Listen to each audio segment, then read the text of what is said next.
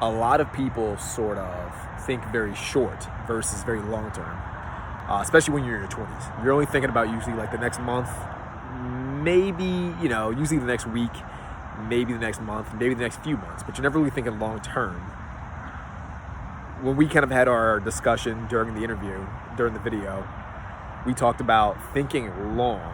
Now, me personally, I like to think in sort of 5 to 10 year increments. I try to do actions today, actions now, that I think will have a big impact 5 years from now, 10 years from now, 20 years from now, 30 years from now, etc. Andre was thinking super long. He's thinking about what his life is going to be at 80. And we kind of got into the idea of regret and minimization and just making sure that whatever actions you're doing today does not negatively impact you in the long run and does not cause you to sort of look back when you're older and say, you know what, man, I wish I had done that. One of the stories that he shared during the interview was he met this older dude, and the older dude, I think he said the older guy was about his 70s or 80s, and the guy expressed to him that one of his big regrets is not starting a business when he was younger.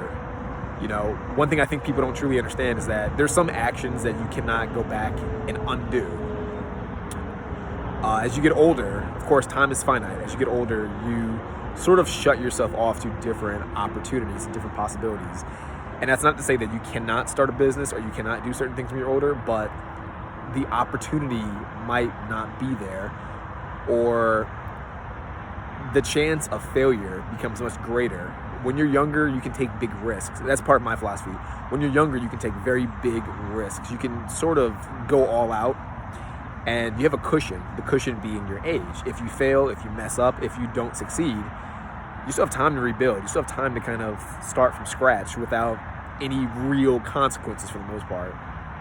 When you're older, when you're like in your 50s, 60s, 70s, 80s, you don't necessarily have that cushion. You don't have the same ability to kind of fall down and get back up. That's not to say you can't fall down and get back up, but when it comes down to it, falling down, you kind of stay down for a little bit longer than when you're in your 20s. It's like a boxing match. It's like Rocky. You fall down, you might be, when you're older, you might have to you're kind of getting up at that 9 count, maybe close to that 10 count. When you're younger, you can probably get knocked down. Once they start counting down, you can kind of just get back up, get back in the ring, keep fighting. And I'm not a big boxing fan. I don't dislike boxing, but I don't know all the nuances of boxing as a sport. So if I said something that sounded dumb, do not call me out on it. I'm not a big boxing guy. Sorry guys.